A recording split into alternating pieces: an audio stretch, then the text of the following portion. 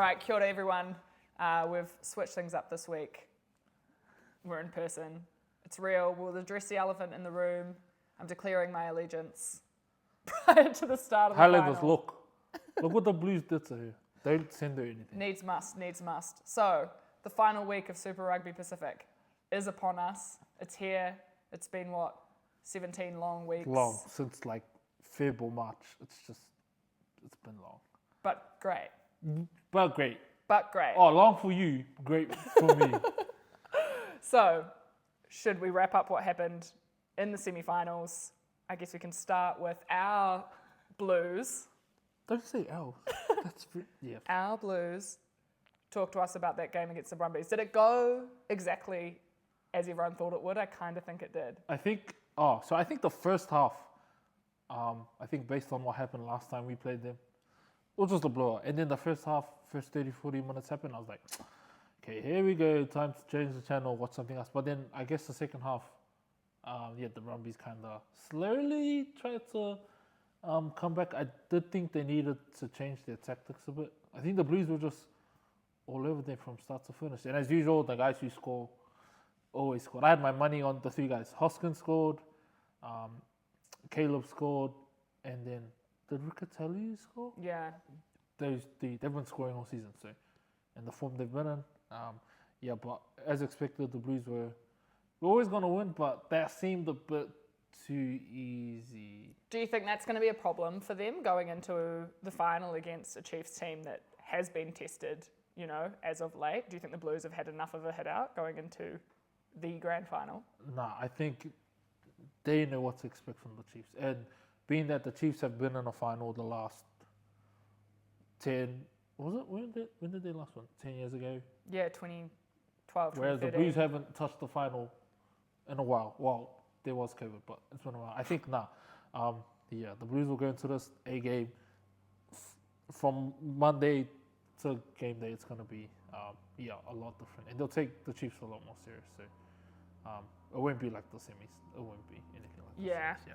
I get that vibe for sure. It feels like a very staunch competition. I did feel for the Brumbies, though, the late withdrawal of James Slipper. We were talking last week. We were really excited about James Slipper being back, and then he had to scratch. So that kind of disruption probably doesn't help. Then you're playing away from home.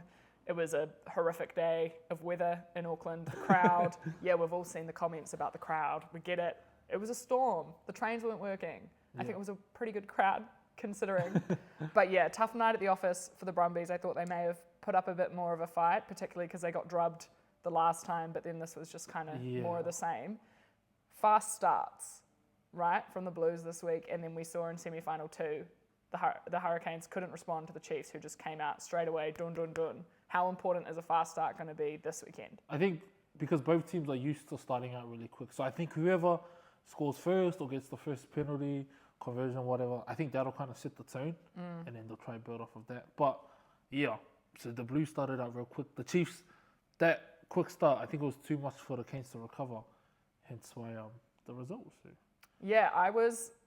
Look, you called it. You called it. I called it. I did. I told you guys. Always listen to Cedric. So we talked about, fast start was important. What else do you think helped the Chiefs get over the line? Do you think they took, was it the emotion of they'd lost to the Canes twice already this season? They were like, this time we're going to get you?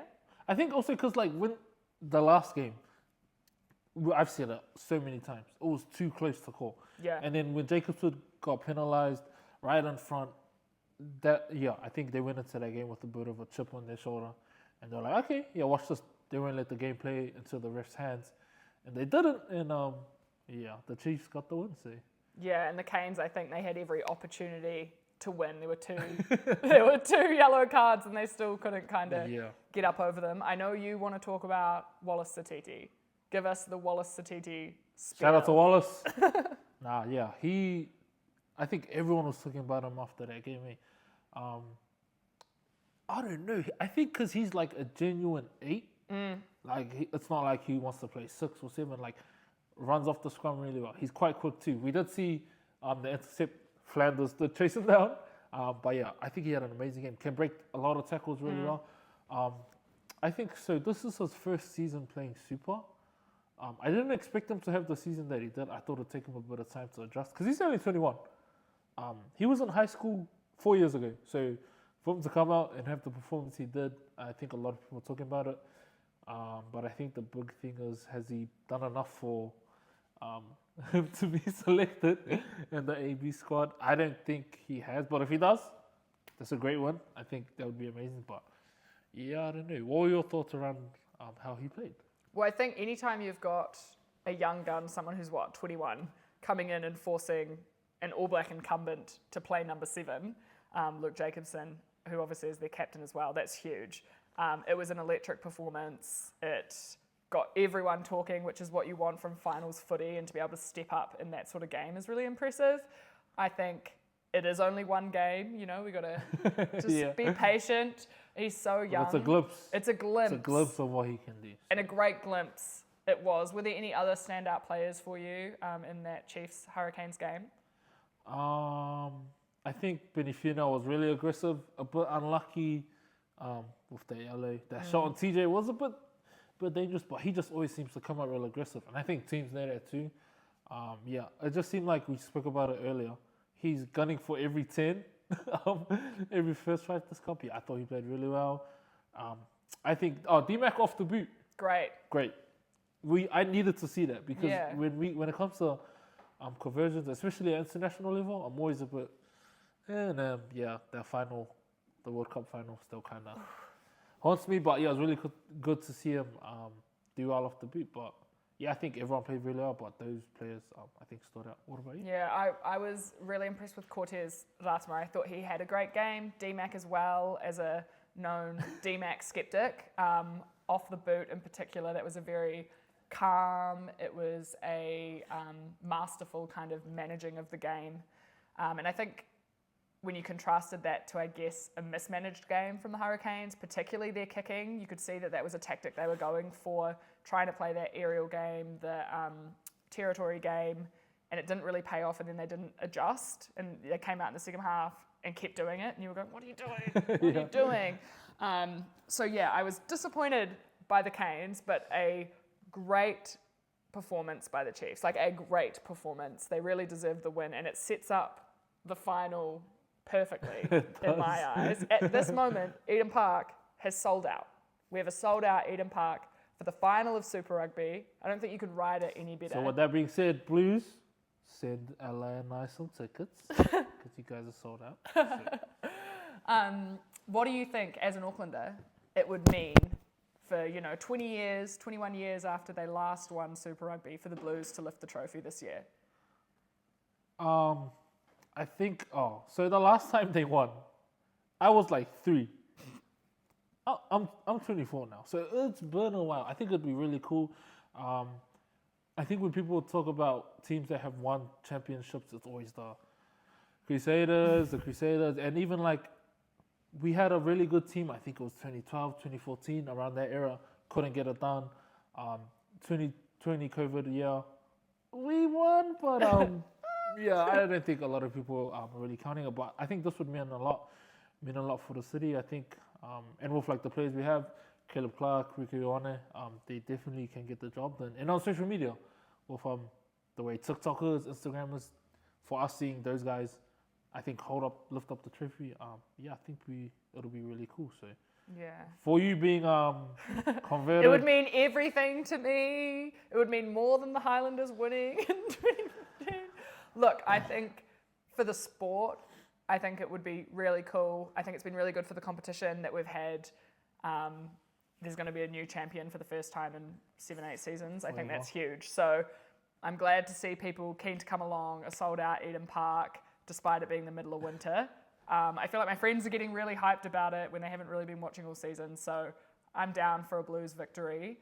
The other thing I guess that would be really cool and kind of round out the story really well if the Blues did win is that it is Akira Ioane's last season. It would be his last game. We thought last weekend was going to be his last game at home, but he's going to have a grand final. It's his last game. It's at home. What better way to send off a really great career at the Blues than to win Super Rugby, don't you reckon? Yeah, he's been at the Blues, I think, for 10 years now. So straight out of high school, straight in the system. And usually for boys that come straight out of high school. It takes a while for them to get into the Blues, but he was one of those kids, him and his brother, that were really good straight in the Blues. So it's been 10 years. But fun fact, I don't know if it's true, I saw that I think he was born in Japan.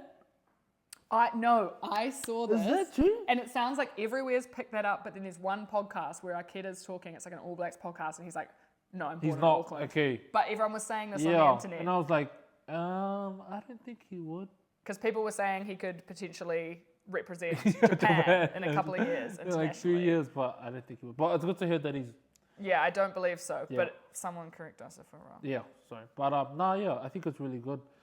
I know he hasn't tasted success. I think the Blues haven't, like we spoke about, in a while. But it'd be really good to just send them off on a side horse. And the fact that Patrick Tuipulotu is also hurt, I think it'd be amazing to see. I'd love to see blue instead of red this time. You'd like to see that sky tower lit up. Yeah, exactly. Blue. Blue for the whole week. Whole week, Yeah. and everyone gets a week off. That's what I think. The week off sounds great. Week off. So do we think the Blues will have any changes to their team from last week? Nah, I don't think it'd be smart to stick with the team they had. So I don't think they would make any. And who do you think who's going to be the most important player on the field for them come Saturday night? It has to be Hoskins. He's been in hot form this whole season. Currently tied with the most tries from a forward. I think he's got 12 tries. He's got the opportunity to break it. I think him, along with that forward pack, I think they'll do really well. But Hoskins, he's got the hot hand right now. So. Yeah, he's definitely the favourite for kind of MVP of the whole season, eh? Yeah. And if we turn our minds towards the Chiefs, a challenge that they faced in their match against the Hurricanes was a very depleted stock of hookers. Samisoni Tokiaho went off with an Achilles injury that sounds quite serious. And so then Slater came on. He got whacked early on. I think he had some sort of wrist issue. Then he had like a knee issue. Then he had to go off for an HIA. The man battled on for as long as he could. I feel like everyone was begging for him to be taken off the field. It was definitely a player welfare issue, but he obviously couldn't because there was no replacement hooker. One else that when you have no replacement hooker, golden oldie scrums uncontested.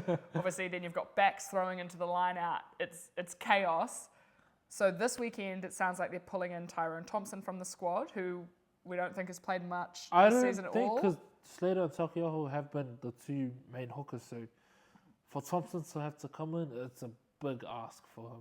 So. Huge. And then for the backup hooker, we're hearing that they're going to be pulling someone from Club Rugby. Club Rugby. Like, I'm trying to think, because I know a little bit about Club Rugby down there in Waikato, but I honestly don't know who. But I spoke to Ella earlier. They might pull out someone, maybe like a vet that hasn't played in a while. But in terms of Club Rugby, I have no idea who they're going to select. Could you imagine, like, last week, you're playing down at the local club, like, just, just so you can have your beers afterwards, and then the next weekend, you're on at a sold-out Eden Park, playing in the grand final of Super Rugby. Let's say it's like 5 minutes to go, and you're having to throw a winning line out. Sorry. Yeah. That would be wild. My brain would break. I would break too. That would just break me. Like imagine you just finished your game, and then you get a phone call. We want you to come be the reserve hooker. And it's like, Club Rugby, Super Rugby, That's a big jump. It's a huge jump. Like the speed, the physicality, just everything. And whoever gets that job, I hope he plays well. So. Yes. Fingers crossed.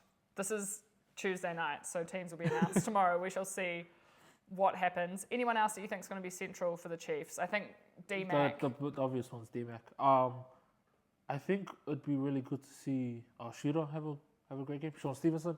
And to kind of, hopefully that can kind of play his way into the All Blacks. I don't know if the selectors will care too much about the semis and the finals, but if there's one player they need to look to for guidance to make a big play, it's D-Mac. He's got to make it happen. And because for me personally, at 10, I still don't know if I like him there. I think I've said before, I like him at 15. Even if he comes off the bench, last 30 minutes, the impact he has, how good he is, I think that's where I like him. But at 10, I'm still on the fence about him there. So. Yeah, no, it's going to be important for D-Mac to kind of put himself out there and show that I'm that guy. Richie Mo'unga is gone. I'm the guy. I'm going to steer my team to victory. I agree about Sean Stevenson. He's had a very quiet season in comparison to obviously an outstanding season last year. And he sat out the semi-final because of a hamstring injury. So hopefully he's named this weekend. And I think he needs a big performance. We were talking earlier, I think Leon McDonald was on the breakdown and he was saying like, after the semis last weekend, we didn't really make any changes to the list of the All Black squad that we've already selected. So whether that's good, I guess, on Sean Stevenson's part or not, I don't know. But that's interesting to think that there wasn't anyone who forced the selectors to change their minds. But I don't know. Sean Stevenson needs a biggie. Definitely. Because the season he had last year, everyone thought, okay, he'd go on. But he was kind of on the outskirts and then he played that one game. And now it's kind of like he needed to keep that form to definitely be selected. But we don't know if he will this time around. So. Well, and there's no shortage of kind of outside backs. Also, fun fact I learnt in my listening to the rounds of New Zealand rugby podcasts this week, so Clayton McMillan, head coach of Waikato Chiefs, he used to play for Bay of Plenty. He was their captain in the early 2000s and he played 113 games for them. Damn. When he was playing, he finished in 2003, but the coach from 2000 to 2004 was Vern Cotter, the Blues coach. What? Yeah. So they are the two coaches this weekend and they were player coach 20 years ago. So that's a little bit of extra kind of spice in this matchup. More reason to win. I know, more reason to win. But I thought that was quite interesting. I'd never heard that before. Okay, no, that's cool. Some tea. So Scott Robertson is naming his first ever All Black squad on Monday, the 24th of June. We're not All Black selectors, but we thought it'd be funny and a good idea for us to name our All Black squad for 2024, at least for these first tests against England. So, here we go. My props are Ethan de Groot, Tyrell Lomax, Tamaiti Williams, Ofa Tuangafasi, Fletcher Newell, and I'm manifesting that Xavier Numia will be fit. Then I have Cody Taylor, Samasoni Tokiaho also manifesting that he will be fit, and Asafo Aumua. I feel like none of these are out the gate selections at this point. Locks. This is where it gets spicy, very spicy, because we're bare as bones. Yeah. Paddy Tuipulotu, gutted. So I've got Scott Barrett, obviously. I've got Tupou Vai, because I think we have to stick with that. He's had time in camp. Let's try and see the fruits of that labour. I've said Sam Darry from the Blues. I think he's a classic lock. Then we have, in my opinion, this is who I want there, Isaac Walker-Leawede from the Hurricanes. Those are my locks. I've picked 4. Loose forwards, a problem, stressful, too many. There are too many. There's too many great loose forwards in New Zealand. And I'm doing this with the caveat that Sam Cane is out until the Rugby Championship, so he's not available. Obviously, first name on the team sheet, Ardie Savia, Dalton Papali'i, Samapeni Finau. Hoskins Satutu has to be in there. He's been player of the entire tournament. Then I have this big bunch of people all in one group. All in one thing who it could be go either way. In my eyes, it's going to be Luke Jacobson. It's going to be Luke Jacobson. But it could be Peter Lakai, Braden Yosse, Hoskins Satiti, Wallace Satiti, Ethan Blackadder, or Duke Karifi. But I'm picking it's going to be Jacobson. And those are my loose forwards. Okay. So my halfbacks, TJ Perenara. Except I didn't love seeing him lose his rag on Saturday. I need more calm TJ. But I get it, it's professional sport. It's high stakes.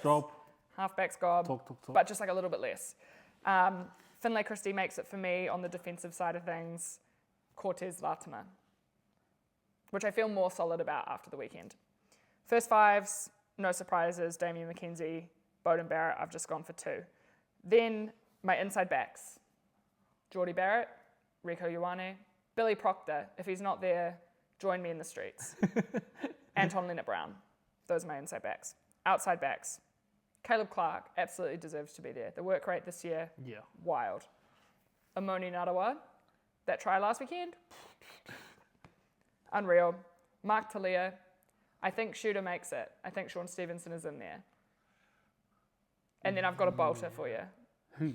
Josh Morby. Oh. He's coming in as a wing. The Southlander, the Stag. I want to see him there. And that's my team. Any thoughts, feelings, concerns? Josh Morby. Yeah, he has been really good, I just can't imagine him in an AB's jersey yet. What does that mean? Yeah, never mind. Anyways, on to my squad. The real All Black squad. Okay, for my props, I've got Ofatunga Fassi, Blues, Tara Lomax, Tamaiti Williams, Fletcher Newell, Ethan de Groot, and I'm sure Xavier Numia will be selected. You heard it here first. He will be selected. 98.5% chance. Hookers, Cody Taylor, Samasoni Takuyaho, and Asafa Amo. So, yeah, no brainer. All right, put it there. Now for locks. I think me and Ella had 3 of the same.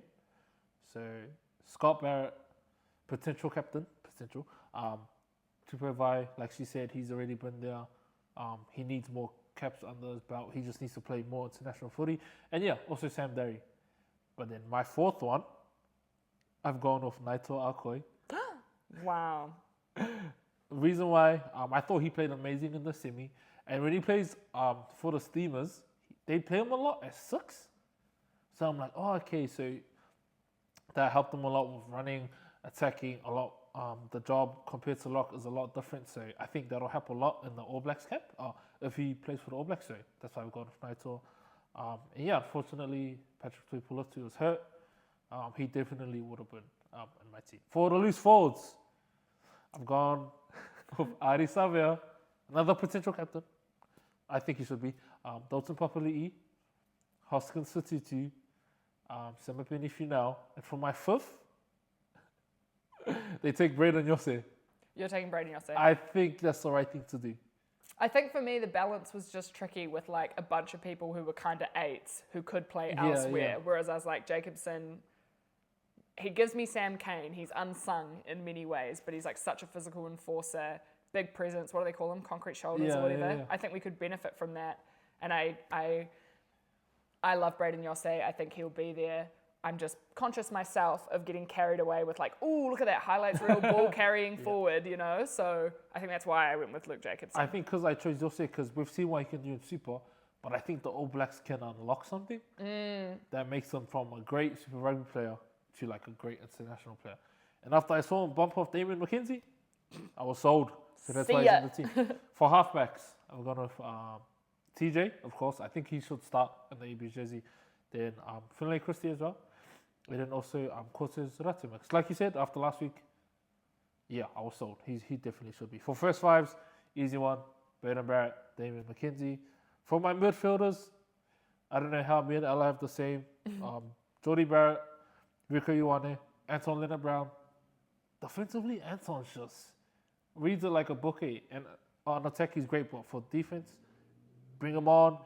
That game against Ireland, I watched that. We wouldn't have won that without him. We wouldn't have won it. For him to run across the field, make that huge tackle, and then, yeah, for the 4th one, if they don't have Billy Proctor, yeah, that'll be interesting. But I think Billy gets selected. Yeah, I hope his ribs are okay after last weekend. That didn't look good either.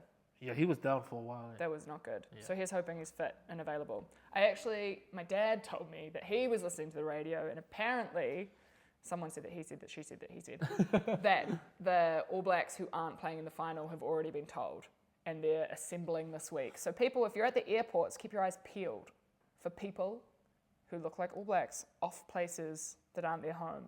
Apparently they're assembling and getting a bit of a head start. So if you see Billy Proctor at the airport, you know why.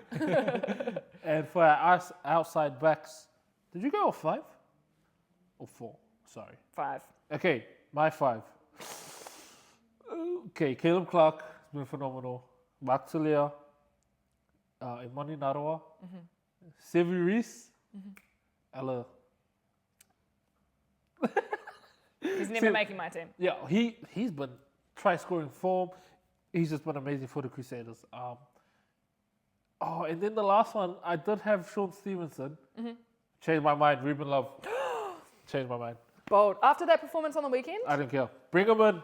bring him in. Stevenson's had his chances. Bring Love in. Or turn him into a superstar. I think that's what I'm sensing from you. You're going, it's changing of the guard time. Cut him loose. The Foster hanger-on is. Let's just get started. Eyes on 2027. Yep. It's time. Thinking ahead slightly. Not too many bolters, but just slightly. So Yose and Love. Are your big newbies. I think Peter Larkai might get brought in as an apprentice. I think that would be smart to bring him in. Yeah, and maybe Noah Hotham. And maybe Wallace Atiti. And maybe Wallace Atiti. Oh, Noah Hotham, yes. He, initially he was in my All Black squad. Mm-hmm. But then I was like, I can't do that yet. Yeah, So patience. We've patience. got excited by a bunch of really great players who have so much promise, but we can't put all of them there. Yeah. Couldn't pay me enough to be an All Black. So those are All Black squads.